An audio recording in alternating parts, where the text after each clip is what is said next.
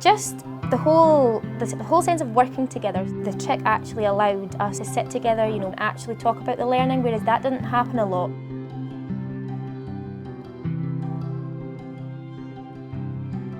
My name is Michelle Lewis. I'm the Education Officer and I'm the project lead for the Learning and Attainment group, and the workstream I lead on is feedback. The importance of feedback is that it does help raise levels of attainment and achievement, because it allows learners to know and articulate what they're learning and what their next steps in learning are.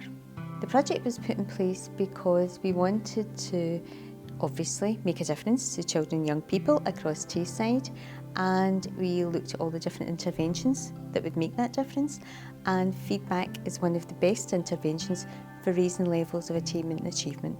We had hoped to build collaboration across the three authorities, and by undertaking the projects in different contexts, we would be able to then, at the end of this session, upscale that work. My name is Kelly Smith and I'm a principal teacher at Langlands Primary School. We had noticed that some of our children needed a little bit of support with peer feedback. We realised that children weren't quite getting peer feedback, and they would say things like, oh, your work is really good, or oh, I really like your handwriting, but there wasn't any. They didn't talk about success criteria, they didn't talk about learning intentions, and there was no depth to the feedback that they gave each other. And when the opportunity to take part in the trick came up, we thought it was the perfect way to tie in a bit of practitioner inquiry and a bit of collaborative work with their priorities on our school improvement plan. At the beginning, a lot of them didn't even know that word peer, so we had to have, in the first lesson, it was going over the word peer.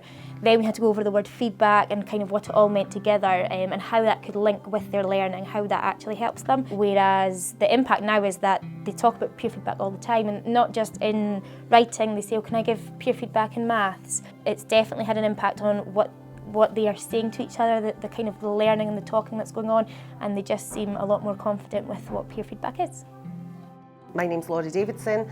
I'm Acting Deputy Head at St Andrew's Primary School in Dundee.